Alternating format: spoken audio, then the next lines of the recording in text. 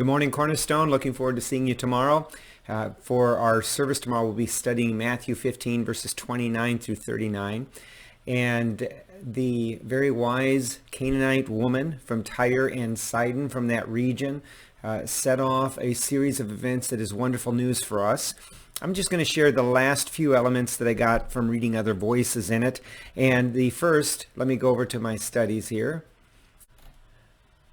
So the first thing that I noticed is with all my consternation of trying to understand whether or not this was taking place in the Decapolis, in a Gentile region, which a lot of the markers of the text said that was the case, and that made logical sense. Well, in reading other voices, I saw in Mark 7, verse 31, that Mark tells us he left the region of Tyre and went through Sidon to the Sea of Galilee in the region of the Decapolis, and that is set in exactly the same context of historical narratives involving the woman and the feeding of the 4,000 as this. So, case solved through one of the synoptic gospels.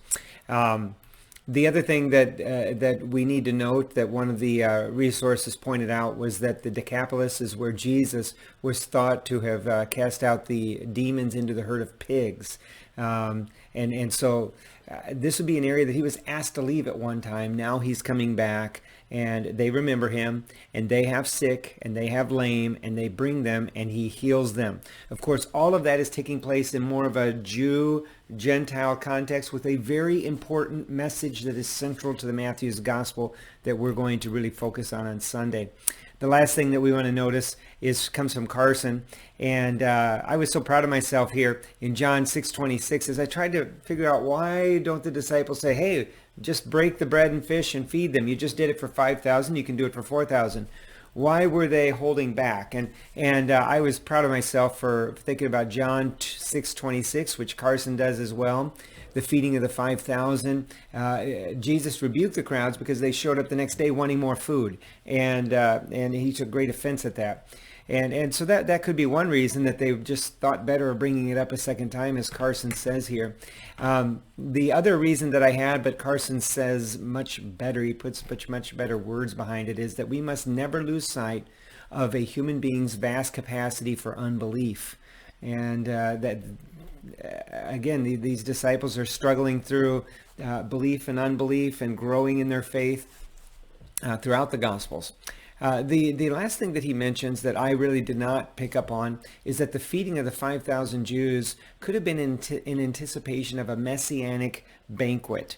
Well, here in Gentile region, repeating the feeding of the 4,000 now, having another feeding, that could have been a real struggle for the Gentiles who, as Carson says here, might still have been a long way from admitting the Gentiles could share in any anticipation of the Messianic banquet.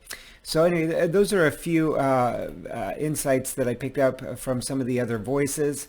And, I love who says this so well. I think it's Morris.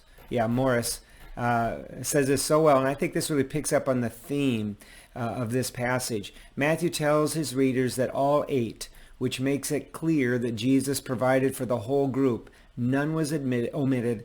All were satisfied. And I think that's a very important theme of this passage that we're going to be dealing with tomorrow, is that our Messiah not only satisfies the Jews with everything they need and 12 baskets for the 12 tribes left over, but he satisfies the Gentiles with everything they need, with 7 hampers full of leftovers for all the nations. And so even as we look at the woman, the Canaanite woman who went along with Jesus, pushing her in the analogy of children at the table versus dogs under the table, we see that these crumbs that Jesus provides the Gentiles, it's a matter of order in the choosing of God. It's not a matter of magnitude. It's not a matter of satisfaction. I think that's really going to be the key fit for this passage tomorrow.